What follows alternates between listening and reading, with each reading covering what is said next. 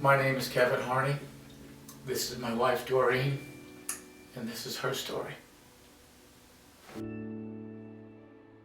Doreen was probably targeted by many coaches through her elementary and junior high school days. She didn't play athletics until she was in 10th grade at Kingston High School, and she started out with volleyball. And she was highly recruited by the coaches for volleyball, for basketball, and for track and field. Doreen was 6'4", amazingly coordinated and very smart, and picked up offenses and defenses very quickly, and techniques of all the sports. And that was probably from her dad, who was a little All-American basketball player from Hope College back in the late 50s. And he was actually recruited by the New York Knicks, but chose the ministry as his profession rather than professional sports. Doreen was recruited by hundreds of colleges for basketball, volleyball, and track and field, where she threw the shot put and discus, and still has the high school record for the discus. She also still has her high school record for rebounds in a season, rebounds in a game, and her career rebounds. She was a marvelous player. She won a Division I scholarship to American University in Washington, D.C., and earned her varsity letter there and played for 2 years. But after 2 years of intense Division I athletics and a high school career, Doreen decided to leave athletics behind and to move on. And she went to a small college in Orange City, Iowa, Northwestern College, and it was a Christian school. And that's where she prevailed and graduated cum laude with a degree in business. She was a marvelous intellect, and she prospered and did well, and she actually went on a Christian mission to Bolivia to see if she had the calling for the pastoral life.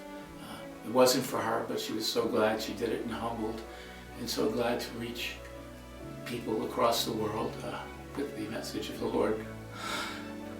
Doreen was very mindful of God's gifts, and an amazing woman.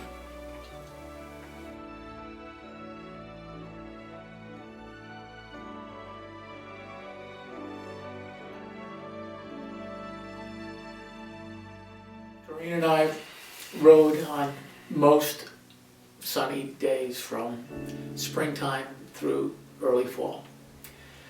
And that would be on a Saturday or Sunday. We would just ride and go to eat at a couple of our favorite places. And on this September 2nd, on a Sunday, we rode to Bridgeport and went to a little place called Mia Margarita, which we had gone to once or twice before, but never on a motorcycle. So we stopped and we had a nice meal.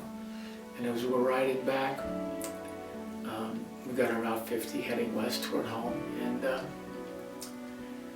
as we crossed right into Doddridge County, we were about 12 miles from home. And as she passed into Doddridge County, heading west, I was riding behind her as I always did, because I wanted to see the road ahead of her to make sure it was okay. And I'd just like to see her in front of me. And a car passed us, and then as she was in the right-hand lane, she just started to drift. Now, she never wavered or slumped or staggered, but her motorcycle, and it never lost speed, it just started to drift to the right, and it went from the right lane and started to get up onto the shoulder. And I said, I was in the back, and I said, "What are you doing, babe?" Just out loud like that. And there was a flash of brake light, and then she was on the guardrail, on the ground, and gasping for breath. And I stood there, and I just started screaming, "Help me! Help me!" I couldn't touch her. I didn't want to hurt her anymore. And as I was screaming, people stopped. and asked me to come up to them up on the roadway, and I said, no, I can't leave her. They said, we'll pray with you. I said, I can't leave her. And then Zach Cutter came and adjusted her, and he was just marvelous, and he just stood by me the whole time. And then I reached down and I looked down on the ground, and I said, well, when are we going to take her? When are we going to take her? What's going on? And it wasn't long, but then the deputy sheriff came to me and he stood in front of me, and I'll never forget it. As I was looking at him, he said, Mr. Harney, I regret to tell you that your wife passed away in the ambulance.